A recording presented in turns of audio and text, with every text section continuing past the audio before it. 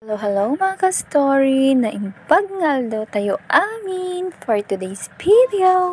Ayan, at pinapatulog ko na naman ang aking baby dahil umiiyak na at inaantok na dahil oras na niyang kanyang pagtulog.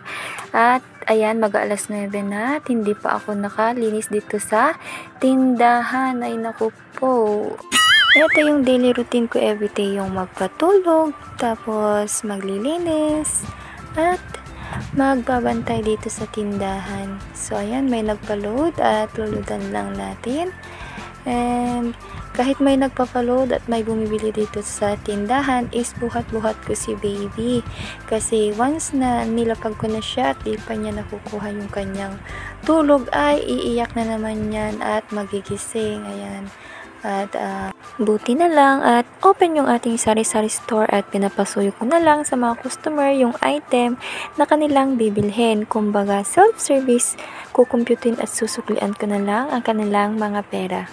Ewan ko ba, kung hindi ako busy at naghihintay lang ako ng customer, walang pumupunta dito sa store. Tapos kung may gagawin naman na ako, like magpapadodo, magsi-CR, maliligo, kakain, tsaka naman sila nagdadatingan at take note ha, nagsasabay-sabay pa sila. Kayo mga ka-story, ganun din ba sa inyo? Yung may gagawin na kayo, tsaka lang sila nagdadatingan? So ayan, at nilapag ko na si baby dahil nakatulog na. At ayan, magpupunas na tayo ng ating mga paninda. Ayan, punasan natin lahat dahil maalikabok. Kasi alam niyo naman, open yung ating store, madaling pasukan ng alikabok. Alam niyo ba, pangarap ko na noon na magkaroon ng negosyo. So, heto sa wakas, nagkaroon na. Alam ko, marami sa mga ka-story mommies natin dyan na pangarap magkaroon ng pagkakitaan habang nasa bahay. Nababantayan ng kanilang anak at the same time, natutulungan ang kanilang mister sa pang-araw-araw at bayarin sa bills. Ang hirap kasi pag may mga anak ka na or kapapanganak mo pa lang tapos pupunta ka na sa trabaho mo, no? Papasok ka na sa trabaho mo at makikita mo yung anak mo na may iwan at iiyak. Tingnan nyo naman dyan, no? Hindi pa ako tapos maglinis pero gising na naman ang baby ko. Anyways, no? Marami namang pwede ng pagkakitaan ngayon kahit nasa bahay ka lang. Kung gusto nyo magkaroon ng sari-sari store, pwede naman kayo magsimula sa maliit lang na puhunan. Actually, nag-start lang naman ako sa maliit na puhunan dito sa aking tindahan. Wala pang 10,000 na puhunan. Tapos nag-start na ako at ngayon medyo lumalago na naman. So, nakikita mo yung pinaghirapan mo. Ang kailangan mo lang naman kasi pag nag-start ka ng negosyo ay dapat masipag at may lakas ka ng loob. Dapat ready ka sa lahat ng mga failures, mga abuno sa mga utang, tapos syempre sa mga maraming expenses. And isama mo na rin yung stress sa pamimili, ganon. Kasi pag nag-start ka sa negosyo, hindi naman perfect agad, lalo na kung nangangapa ka pa lang at hindi mo pa kabisado yung pasikot-sikot sa iyong negosyo. Anyways, habang tumatagal naman, marami ka namang matututunan na ikakaunlad din ng iyong business. So, mag-start ka na kahit sa kunting puhunan lang. Hindi naman kailangan na malaki yung puhunan bago ka makapag-start ng iyong negosyo.